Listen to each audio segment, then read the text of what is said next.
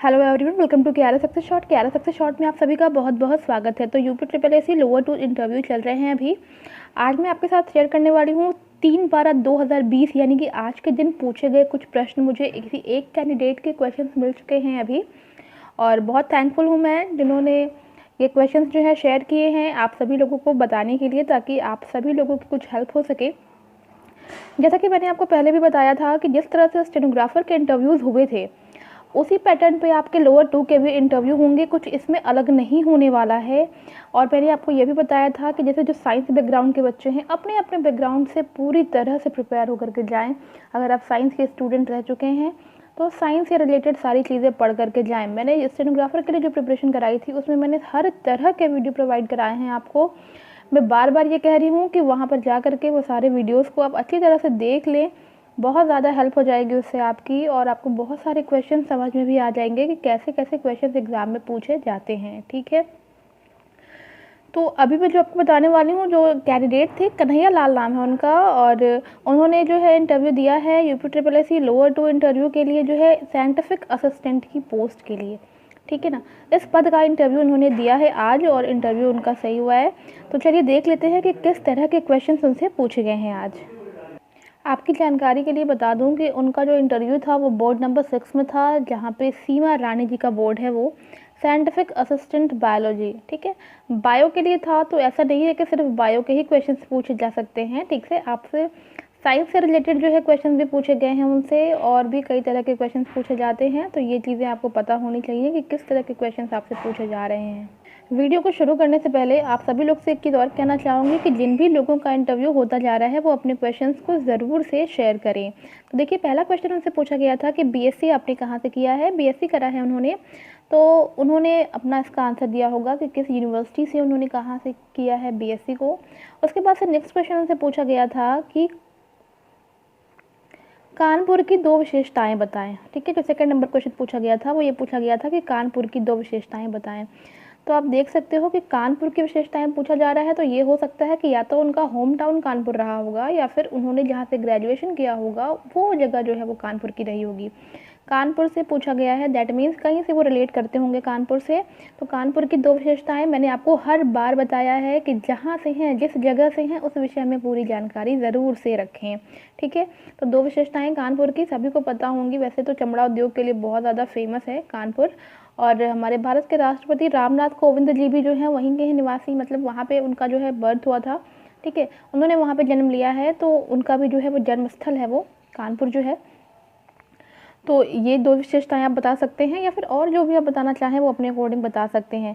Next question जो है वो है कि कानपुर में स्थित 2 राष्ट्रीय रिसर्च संस्थानों के नाम बताएं। तो कानपुर से रिलेटेड क्वेश्चन पूछा गया, तो कानपुर में स्थित 2 राष्ट्रीय पूछा हुआ है। तो राष्ट्रीय में जैसे कि आपका जानते हैं आप, राष्ट्रीय शर्करा संस्थान एक आपका कानपुर में स्थित है, और एक दूसरा है national centre for the flexible electronics. या फिर अगर इन दोनों के अलावा आप कुछ बताना चाहते हैं तो दलहन संस्थान, राष्ट्रीय दलहन संस्थान भी जो है रिसर्च सेंटर जो है वो कानपुर में स्थित है। इसके अलावा अगर कुछ और आपको पता है तो आप वो बता सकते हैं वहाँ पर। ठीक है, नेक्स्ट पूछा गया कि अमीबा क्या है। तो अमीबा एक जीव वैज्ञानिक वर्गीकरण में एक वंश है। इस वंश के सदस्यों को भी प्रायः अमीबा कहा जाता है। सरल प्रकार का प्रोटोजोआ है जिसकी अधिकांश जातियां नदियों में, तालाबों में, मीठे पानी की झीलों में, पोखरों में, पानी के गड्ढों आदि में पाई जाती है। तो यहाँ से आपको समझ में आ गया होगा कि अमीबा क्या होता है। ठीक है ना, तो डेफिनेशंस आप तैयार कर लीजिएगा, इसके विषय में जानकारी भी रखिएगा। ज़रूरी नहीं है कि ये क्वेश्चन आपसे रिपीट हों, बस एक आपको आइडिया लग रहा है कि किस तरह के क्वेश्चन पूछे जा रहे हैं। फिर से कह रही हूँ कि स्टेनोग्राफर के जो भी इंटरव्यू की प्रिपरेशन मैंने कराई है वो सभी वीडियोज़ आप ज़रूर से देख लें उसे जा करके। नेक्स्ट उनसे पूछा गया था कि रक्त का रंग लाल क्यों होता है। तो रक्त का रंग जो है वो लाल होता है हीमोग्लोबिन के कारण। ठीक है, नेक्स्ट उनसे क्रॉस क्वेश्चन कर दिया गया कि बताइए हीमोग्लोबिन में कौन सा तत्व पाया जाता है। तो हीमोग्लोबिन में सबसे ज़्यादा पाया जाने वाला तत्व जो है वो है आयरन। आयरन सबसे ज़्यादा पाया जाता है हीमोग्लोबिन में। नेक्स्ट क्वेश्चन पूछा गया था कि पत्तियां हरी क्यों होती हैं। ठीक है, जो लीव्स होती हैं उनका रंग हरा क्यों होता है। तो क्लोरोफिल के कारण जो है पत्तियों का कलर जो है वो हरा होता है। ठीक है, इसके बारे में आगे भी अगर आपको जानकारी देना चाहते हैं तो क्लोरोफिल हरे रंग का होता है, और जब सूर्य का प्रकाश पेड़ की पत्तियों पर पड़ता है तो क्लोरोफिल के निर्माण को बढ़ा देता है, जिससे परिणाम स्वरूप जो पत्तियां होती हैं उनका रंग हरा हो जाता है। नेक्स्ट पूछा गया, इसी में एक क्रॉस क्वेश्चन और पूछ दिया गया था उनसे कि क्लोरोफिल में कौन सा तत्व पाया जाता है, तो मैग्नीज, आप जानते होंगे मैग्नीशियम, मैग्नीशियम पाया जाता है क्लोरोफिल में। ठीक है। नेक्स्ट क्वेश्चन पूछा गया था कि मीथेन और इथेन में अंतर बताइए। तो जैसा कि आपको पता है कि मीथेन और इथेन का फॉर्मूला CH4 और C2H6। ठीक है। CH4 मीथेन होता है और इथेन होता है C2H6। यानी कि विशेष एक अंतर अगर आपको बताना हो इसमें, तो आप क्या बता सकते हैं अंतर।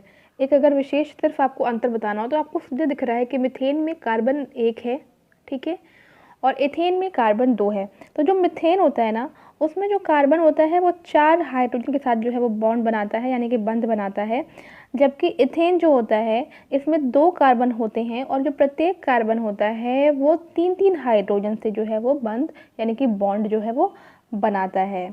ठीक है। और वो दोनों कार्बन जो है एक दूसरे से भी बॉन्डेड होते हैं, और जो प्रत्येक कार्बन होता है वो क्या करता है, 3-3 हाइड्रोजन से जो है वो बॉन्ड बना लेता है।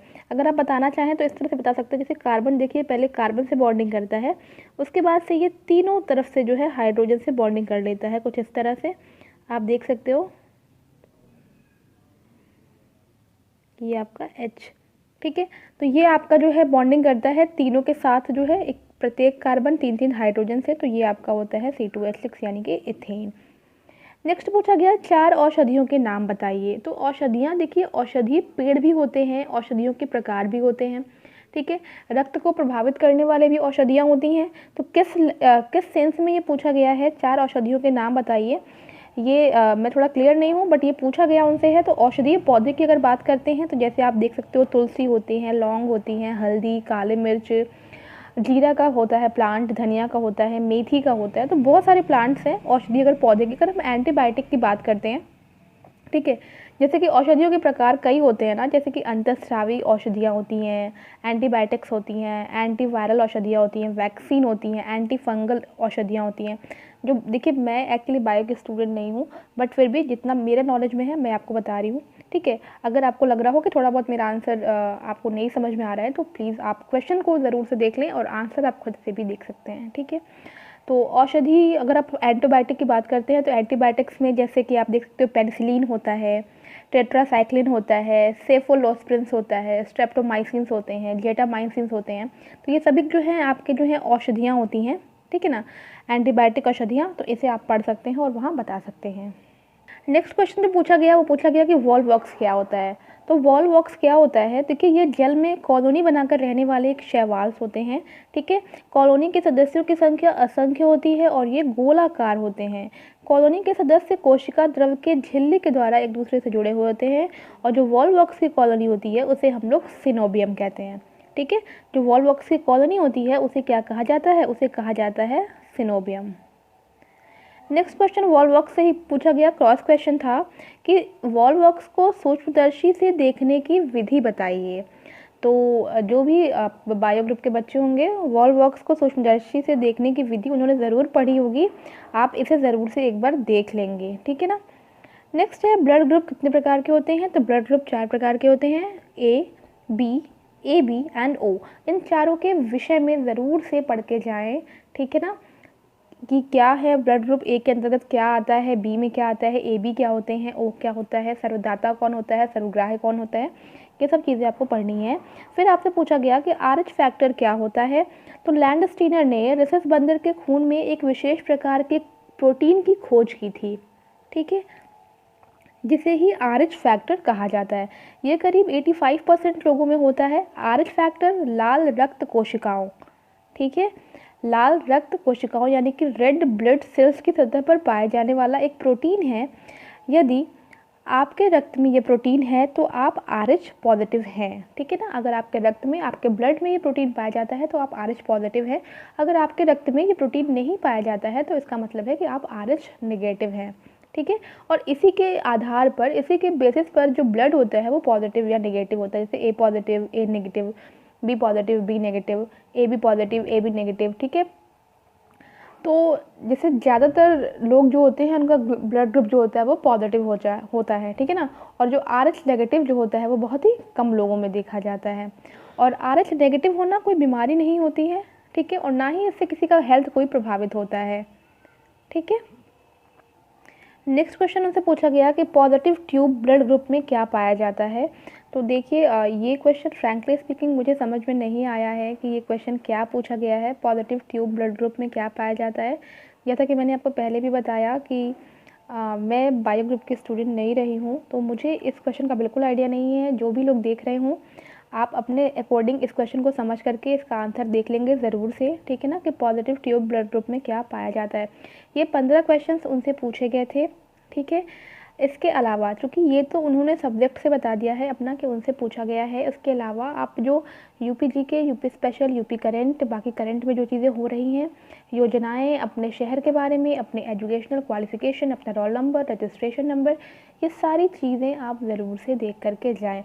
मैं बार बार ये चीज़ें कह रही हूँ कि स्टेनोग्राफर के जो इंटरव्यूज़ हुए हैं उनसे आपको बहुत ज़्यादा हेल्प मिल सकती है, क्योंकि उसमें जो बच्चे थे उन लोगों ने अपने क्वेश्चन बहुत ज़्यादा शेयर किए थे, तो उससे जो है आपको हेल्प मिल जाएगी। आप वहाँ से साइंस के बहुत सारे क्वेश्चन, सोशियोलॉजी के, इंग्लिश के, हिंदी के, हर तरह के क्वेश्चंस मैंने वहाँ पे आपको बताए थे कि किस किस तरह के क्वेश्चंस पूछे गए हैं।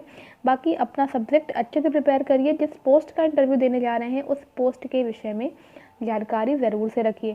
नहीं कुछ समझ में आता है तो उस पोस्ट को गूगल सर्च कर लीजिए, कम से कम उस विभाग के बारे में आप जानकारी रखिए जिस विभाग के लिए आपको इंटरव्यू देना है। तो आई होप गाइस कि आपको ये वीडियो पसंद आया होगा। मैं कोशिश करूँगी कि आपको ऐसे और भी क्वेश्चन प्रोवाइड करा दूँ, बट ये कोशिश तभी सक्सेस होगी जब आप में से ही कोई जो है अपने एक्सपीरियंस को यहाँ पे शेयर करेगा।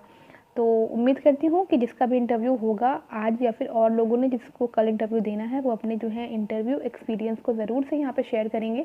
अगर आप कमेंट नहीं कर सकते हैं तो आप मेरी Insta ID KRS success short पे मुझे मैसेज भी कर सकते हैं और वहाँ बता सकते हैं कि आपसे क्या क्या पूछा गया है।